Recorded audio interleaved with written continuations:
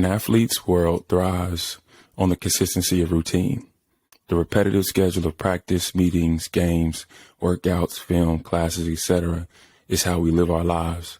Our lives are mapped out weeks, even months in advance, day after day, week after week. We do the same things in order to be successful in our sports. Imagine one day you show up for your scheduled practice and your whole world is turned completely upside down. That was COVID. How you guys doing? My name is Torrin Dorn, and we have River Baldwin. And this is the effects of COVID through the eyes of an athlete. River, you're an athlete, right? Yeah, I play basketball at NC State. Got you. What year are you? I'm actually a grad transfer. I just finished my undergrad at Florida State, and I'm filling out my eligibility here at NC State to get my master's. Okay, Florida State, Tallahassee. Ain't that what they call it? Yep, that's what they say. Yeah. I've been to Tallahassee a couple of times. I like Tallahassee. But I play sports as well. I play basketball at NC State also and overseas. And COVID 100% made a serious impact on the way sports is looked at within the eyes of the world, the way athletes handle the mental and physical challenges of playing sport. And I think there are a lot of parallels between sport and life and how athletes were able to deal with COVID and pivot and be able to overcome some of the things that troubled them. So, River, you have some topics, some talking points for us. Yeah, for sure. So, I think we just start with, how did the abrupt end to the season affect you, mentally, not being able to be with your teammates, having to almost leave immediately? Is that what happened for you? Yeah, that's what happened. We were in practice, and our president came and stopped practice, middle of practice, and was like, yo, everybody go home. The next day, we were called in for a meeting, and they booked our flights home. I was in Poland playing professionally, and literally I was preparing for a game, a playoff push, on Tuesday, and Thursday I was back at home chilling. So it was super, super abrupt. What was your experience like? Oh, yeah. So we had just come off of a big ACC tournament run. We actually, at Florida State, as a freshman, I had played NC State in the ACC championship, and we lost by five in the last 2 minutes. We were the underdogs. We were super pumped to enter the NCAA tournament. And I think 3 days before we were supposed to leave for the tournament, they called us while we were all at our apartments getting ready for practice. And they were like, don't come in. But we were so out of touch and didn't know what was going on. So They called a meeting later that day and we were told to go home. Jeez.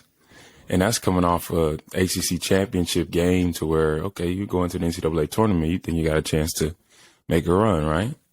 Yeah, and I mean, it's almost crazy to think I didn't even experience the NCAA tournament until I was a third year. Yeah. Because the whole season was just so different, set up so differently that my sophomore year because of the safety of COVID. Right. So, let me see. How did you deal with the loss of your sport? Did that affect your identity as a person? Did you not know what to do? I feel like that's kind of how I was. I didn't know what my next step was. Yeah, I 100% think I kind of didn't know what to do. I was experimenting with a lot of different things because you couldn't play any games, so nobody knew when we would be able to play again. So I knew I'd eventually play again. I never thought basketball would be gone forever, but with the uncertainty, it was so much time in the day, nobody was working, everybody was sitting at home. So, okay, I can go outside and work out, but we couldn't really get in the gym like that. So I work out of my house, outside, shoot in the driveway, go run. And then after that, you had 14 hours almost of daylight, you're just kind of figuring out what to do. So I definitely think that part was tough. Yeah, it's found in the Frontiers in Sports and active living, that oftentimes athletes view their athletic identity as a part of their personal identity. Hmm. So when we as athletes were deprived of the sports that are such a huge part of our lives and identities, it definitely struck some mental health issues. Do you want to like kind of talk on some things that you struggled with? The mental health part is so important for an athlete whose identity has to be sort of aligned with their sport because they put so much time into it. Like, you become what you repeatedly do. And if you're repeatedly playing a sport and your whole life is centered around that, like, I don't know if people know, but when you're a professional athlete or a college athlete, even high school, like, you're putting, I don't know, 6, 7, 8 hours a day into your craft. So of course that's part of your identity, but I think it's important for athletes to find things outside of their sport to find purpose in.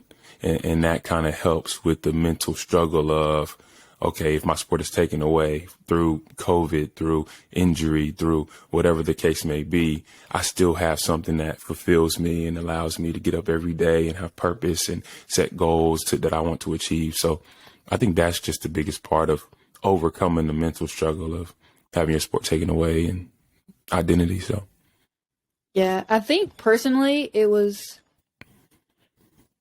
I threw my feelings into basketball, hmm and COVID kind of uncovered that. right. So as an athlete, and this took a while for me to accept myself, but now I talk about it and it's just like, it's a thing that it's not public knowledge, but I'm not ashamed of it anymore. I Right. was diagnosed with severe OCD and anxiety driven by that shortly after COVID, and I couldn't hide behind my sport anymore. So that was hard to cope with when I didn't have that. And I'm from a very small town, so I didn't even have access to anything. Like, everything was shut down. So like, I couldn't work out. All I could do was run. I didn't have access to a court. So like I said, I couldn't hide.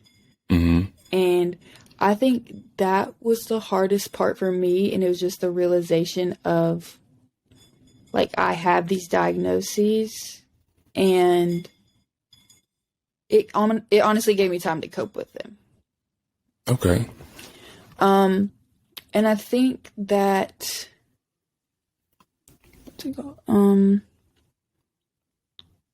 did you kind of use your sport as a coping mechanism? Like, as I mentioned, like throwing myself into my sport, I didn't have that coping mechanism anymore. Did you struggle with that?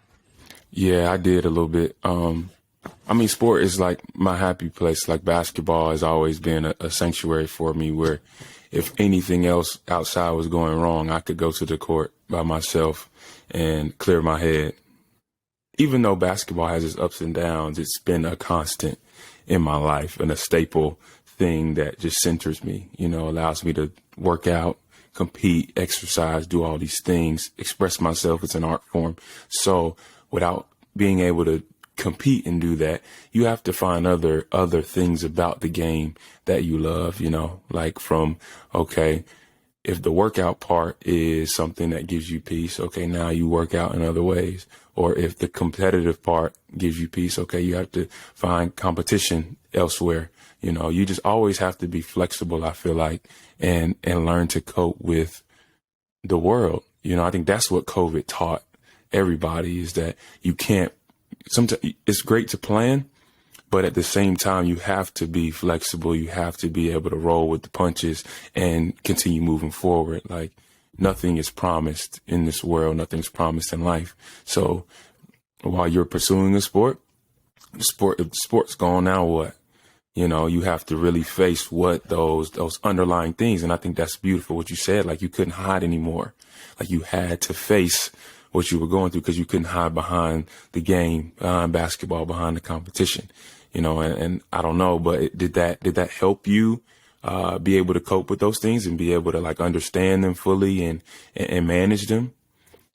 Yeah, for sure. I think COVID really made me explore what was beyond basketball. And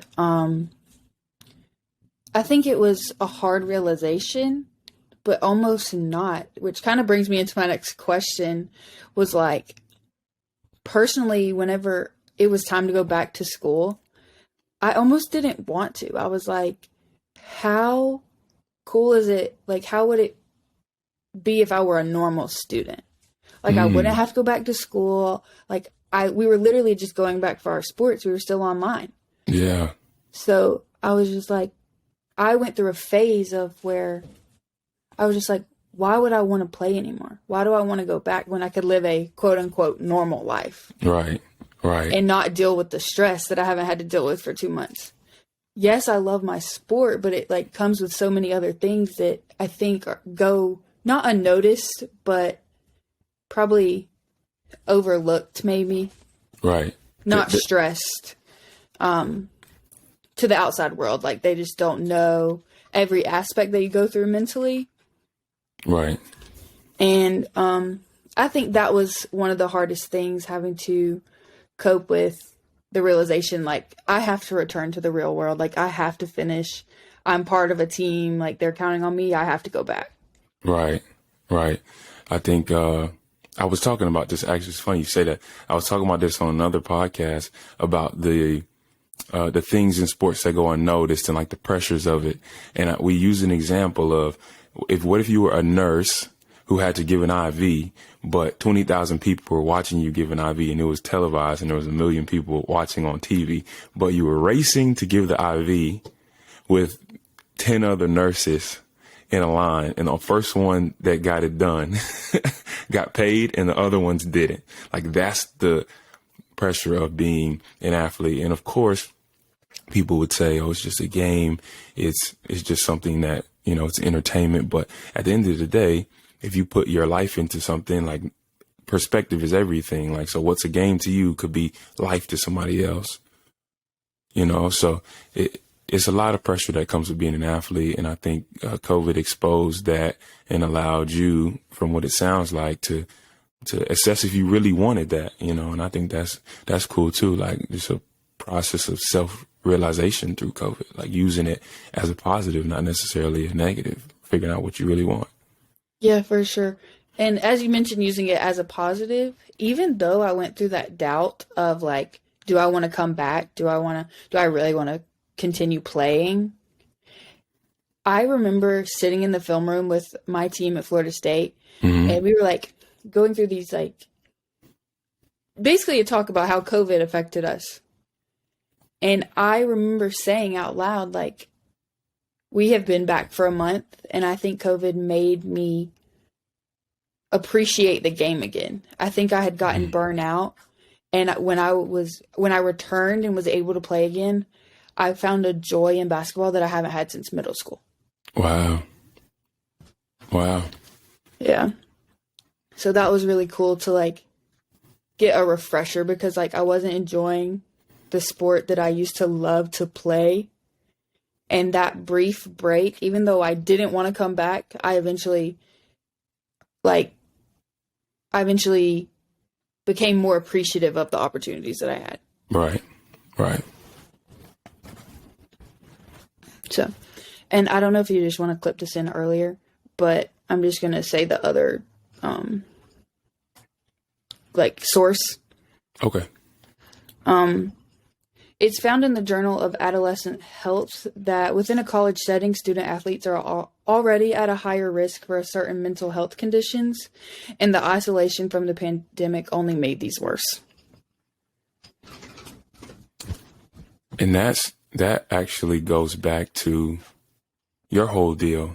Like that's like studies show that. So I'm sure that you're not the only one who experienced that. Like, I'm sure there's multiple people who experience different health conditions as a result, or were able to be diagnosed and come to terms with their health conditions and be able to cope with them through COVID. Like that, COVID having the ability to shine a light on that, for sure. So